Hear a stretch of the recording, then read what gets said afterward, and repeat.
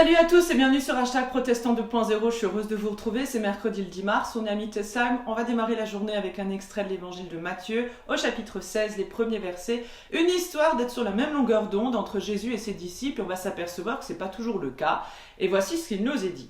Quand les disciples passèrent de l'autre côté du lac, ils oublièrent d'emporter du pain. Jésus leur dit alors, attention, gardez-vous du levain des pharisiens et des sadducéens. Les disciples se dirent alors entre eux, ils parlent ainsi parce que nous n'avons pas emporté de pain.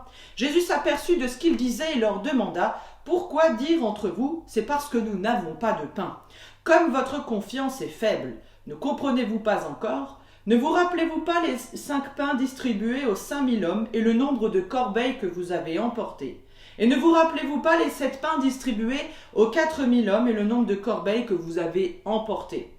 Comment ne comprenez-vous donc pas que je ne vous parlais pas des pains, quand je vous disais « Gardez-vous du levain des pharisiens et des sadducéens » Alors les disciples comprirent qu'il ne leur avait pas dit de se garder du levain utilisé pour le pain, mais de l'enseignement des pharisiens et des sadducéens. Ils ne sont pas toujours sur la même longueur d'onde. Jésus parle enseignement et les disciples comprennent estomac, nourriture. Voilà donc, l'enseignement n'est donc pas de la même forme et du même acabit.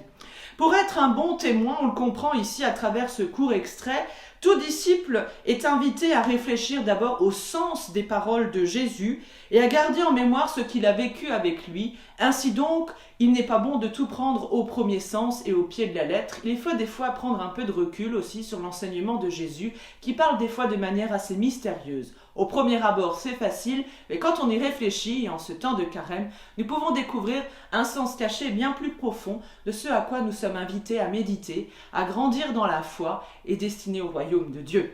Sur ces paroles, je vous propose la prière du jour, une prière qu'on trouve dans le livret de la Société luthérienne, prière d'Antoine Nuis. Ma maison, tu la connais, Seigneur, tu sais les belles pierres bien taillées que je montre à tout le monde. Tu connais aussi les petits cailloux difformes cachés au fond de mon grenier, ils font partie de ma maison. Aujourd'hui, je veux tous te les présenter. Voici mes pierres de joie, mes pierres de souffrance, la pierre de mes combats et celle de tes absences. Voici mon agenda, mon travail et mes passions, toutes les pierres de ma foi et celles de ton pardon. Les pierres de mes succès, celles de mes faillites, la pierre de mon péché, la quête en tes visites. Les pierres de mes journées, mes paroles, mes silences, ma soif, ma fragilité, la pierre de l'espérance. Ces cailloux qui construisent les murs de ma maison, Seigneur, qu'ils s'éternisent en pierre de guérison. Ainsi soit-il. Sur cette prière qui nous appelle à ouvrir notre cœur à Dieu, je vous souhaite une journée bénie et je vous dis à demain matin pour la prière du petit-déj et on se retrouve dimanche avec une méditation proposée par un collègue de notre union d'église. Portez-vous bien, à plus.